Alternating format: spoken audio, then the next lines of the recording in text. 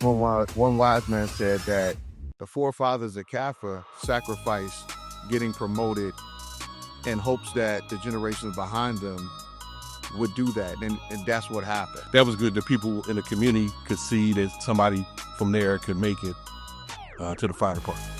We do a lot more than running into burning buildings. We take care of the people. We take care of the people here in the city, citizens, Cincinnati's and such. That's what we're here for. For that, we say thank you to all those people, all those shoulders that we stand on, all those giants.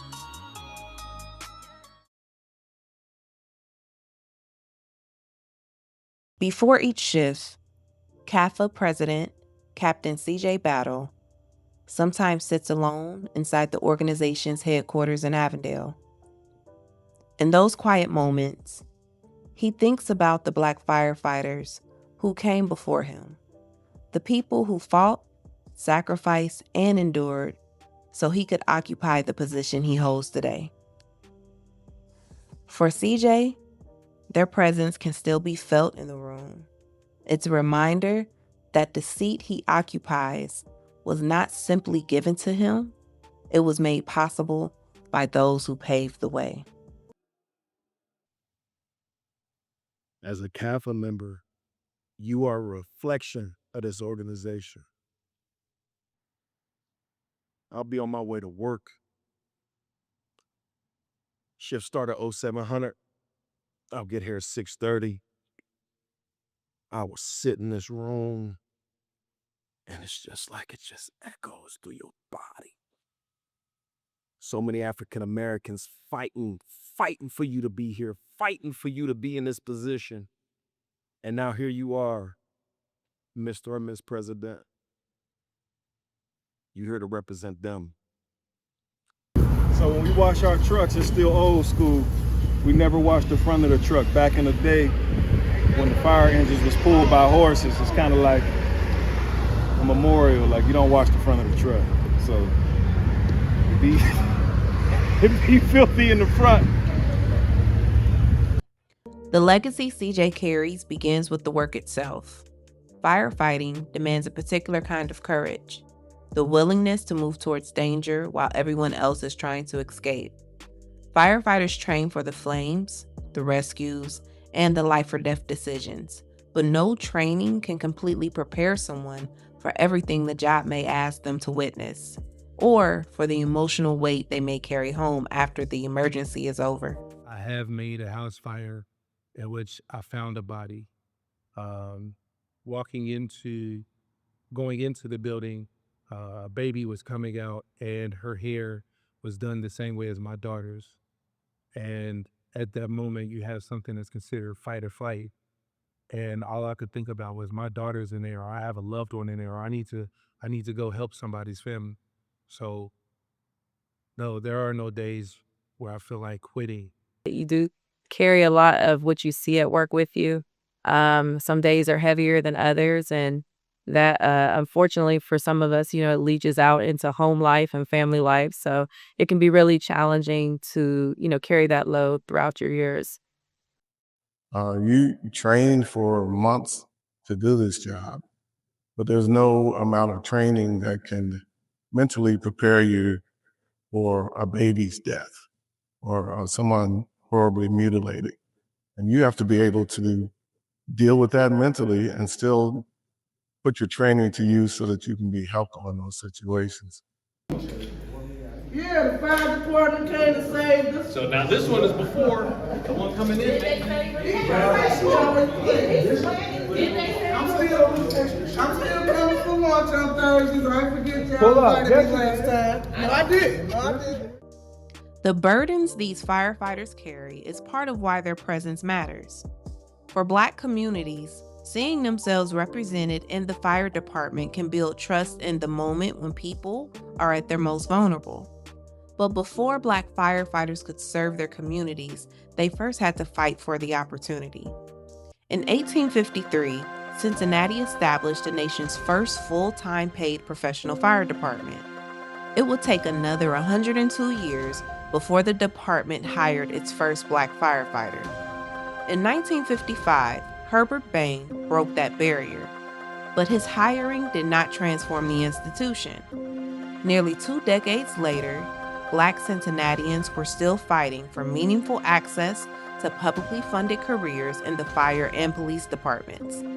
That struggle was taken up at City Hall by Mayor Theodore M. Berry and his chief of staff, Dr. Stephen Back Reese. in 1871, Cincinnati had not had a black man in the history of my town. And we were running, and Theodore M. Berry was running to be the mayor on council. The firefighters and the police said, Berry, and there will never be a black man, the mayor of the city, over their dead body. And they passed out literature, and they went door to door and spent money for other candidates to make sure Berry would not be mayor.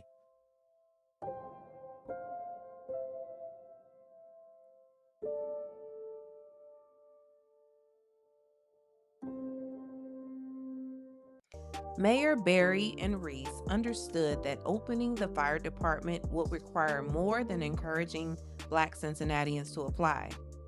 They had to confront the barriers that kept qualified applicants from entering publicly funded careers and challenge a system determined to remain unchanged. As the fight became public, so did the resistance. I was out in the west side of town, and both of them saw I just made a presentation. And when I walked outside, they cornered me. They said, let me tell you something. I'm not going to use the language they said to me. If you don't stop and Barry don't stop, both of y'all going to find yourself dead in this community. We're not going to put up with this. You follow what I'm saying? So I went back and told Mr. Barry, I said, Mr. Barry, I said, man, Barry, they're talking like killing us. Barry said, Steve, they're not going to kill nobody. We're going to step the pressure off. The threats were meant to silence them, but Mayor Berry and Reese continued pushing for change. The fight moved into city council and into larger public debate over whether qualified Black applicants would finally receive a fair opportunity to serve. Opening the door was a victory, but entering the department did not mean Black firefighters would be welcome or treated equally once they arrived. Those who joined found themselves significantly outnumbered inside a culture that had resisted their presence for generations. Connecting with other Black firefighters became a source of information, encouragement, and survival.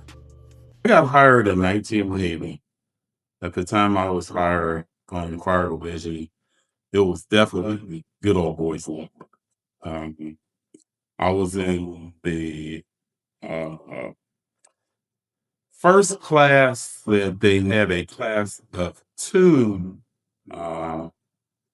classes with 40 African Americans in the class. Many brothers on the job. There were less than 200, might have been 150 brothers out of that 900 that were on the job. So it was very exciting. When we went to a fire and I saw another brother down the street, it was like, all love, what's up? You know, we were really happy to see each other, knowing we were here doing good work. Hydrants are working. Make sure that they flow good. We don't have any caps missing. Just so if we do get a fire, we know it works. Okay. So if it doesn't, then we put a tag, take it out of service, and then people know not to go to that hydrant. The resistance was not always subtle. Black firefighters recall segregated beds and dishes, unequal work assignments, racial insults, and deliberate efforts to make them feel they did not belong. They were not isolated experiences. They were a part of the environment Black firefighters had to navigate while performing the same dangerous work as everyone else. It was brutal. There were people that treated you or treated me, treated all of us, Black firefighters, very differently. We had things such as black beds that only Black firefighters slept in. We were subjected to extra work details. We suffered a lot of verbal abuse. Sometimes people would let you know who they were talking to without actually using a derogatory term, racial term that we were used to.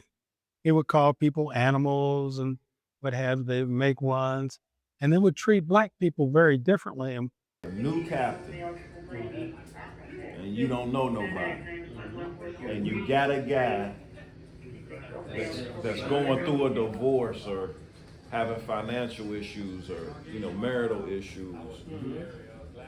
What are you gonna do, or how would you handle this situation? And I understand what you're saying about everybody being new, but even if you being new, it's like your first day of school. You gotta make a fucking friend. You gotta have an ally somewhere. So you have to establish that relationship. I think that's one of the things I was jotting down, just because I got like 20 possible scenarios that could happen. Among those who refused to accept these conditions was Edward Ed Turner Jr. Turner helped organize black firefighters through an earlier group known as the Watchmen. He later founded Cincinnati Black Firefighter Association, an organization created to give black firefighters the protection, representation, and collective voice they had been denied. His leadership challenged powerful institutions, but also made him a target. Firehouse and Northside, and he had his own black bed, his own black plates, that they would bust out his car windows. They would put feces in his fire gear boots. They made it hard for him because they wanted him to leave, and he was just a thorn in their side as well, and he wouldn't leave. A new person coming to this crew like, how do I fit in? And we show you how you fit in us. And then once we show you how to fit in, we show you how to do the job, and we show you how to loosen up. And then once you get to a certain position where you get comfortable, you start divulging shit on your own. It's the same thing I went through with you and Moses. I ain't know y'all, but do you remember when my brother committed suicide? The one thing you did for me, you gave me tickets to a Bengals game. And it happened to be my two favorite teams playing against each other. Regardless of what your rapport was with my ex, that was a door that you opened for me. He came here, they got a relationship. So now it's on the rest of us to develop a relationship. We know where our strengths and weaknesses are, and we don't want nobody to be weak. So yeah, we do show that tough brotherly love, but you being the head of that, you have a relationship. Can you talk to J-Mo about anything? Yeah, of course. Everybody on our company. So that's the thing. You make yourself relatable to everybody else, and you don't have that, man, you too soft for this. You work with all of us, even with Craig. You work with all of us. You and Nate can go at each other all day long. But if Nate say, CJ, I really need your help or something. I was on the floor. And even outside of the job, we do shit together. What Ed Turner and other black firefighters experienced in Cincinnati was not isolated. Across the country, black firefighters were entering departments that had never intended to welcome them. They faced segregated sleeping quarters, unequal training, block promotions, and hostility from the very people they depended on for survival. In Cincinnati, those conditions made one thing clear: black firefighters needed an organization of their own. Gear was disturbed. And when it's time to make a run, you need your fire gear to be wherever you left it at so you can get on that truck and get out of there. It got as bad as to the point to where people were actually dropping feces inside a firefighter's booths and then messing with regulators on their air tanks. So that was a problem. It was very disturbing as well as very dangerous, putting people in bad situations. We were first called the Watchmen. At that time, Ben Jordan was the president of the Watchmen. Later on, it was around 1980, they changed the name to Cincinnati Black Firefighter Association. And Ed Turner was the president. So because of Ed Turner, who I'm telling you was a great man, he had an open door policy with the chief. He could talk to any district chief, and brothers came to him and shared their problems with him, and he would go directly to the top and get things taken care of. Talked about the letters that he got or the letters that would even make it to the house that he would intercept before we would see them. Like, there was a lot of things that he held from us, but yet still forging forward to fight for the future that you see today. CAFA gave Black firefighters a collective voice, but that voice was not always welcome. When existing institutions failed to represent their interests or use their own membership dues to oppose the progress they were fighting for, CAFA chose independence. Leaving the local union was more than an organizational decision. It was a declaration that Black firefighters would no longer allow others to speak for them. When I heard that CAFA got out of Local 48, my ears were pointed straight to the sky. I was so interested. Because when you come into drill school, you fed this, I'm not going to say this false reality, but you're given this narrative that we just one big happy family, man. We encompass everybody. We welcome everybody. This is just it. It's just not true. Local 48 never wanted to do certain things, like we ended up getting a vice president on the executive board. They wouldn't let us, try to limit our participation in Local 48. And that's why we decided to get out, especially when they were taking our money, our union dues, and they fought lawsuits against, like, affirmative action and all that kind of stuff. So we said we was going to get out. CAFA became more than a professional organization. It became a place where Black firefighters could exchange information, prepare one another for challenges, and speak honestly about what they were experiencing.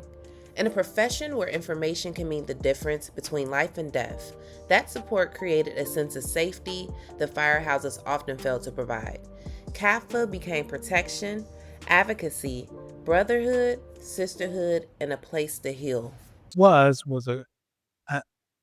a place where we could talk to one another, where we could air out our grievances, we could diffuse, we could get our minds together so that we could perform at work. At the time, you could tell the firehouse wasn't necessarily a safe place for Black firefighters. Just the way they treated you, the way they would conduct drills and disseminate information amongst each other, but keep you out of the information loop. And in our job, information is safety. Information means life and death. So being able to be around other members of CAFA gave you another sense of safety, just because you knew there was somebody that actually had true interest in you and your well-being. Ed Turner sets the standard, though. Comparison is the thief of joy, but in this instance, it's really not. Because I think about everything that he told me about CAFA, everything that he stood for, the boldness, who cares what anybody else thinks? I'm here to work for my membership. And when you charge like that, it's difficult to navigate, like, oh man, this is how I want to be remembered. Man, I live eternally in the red.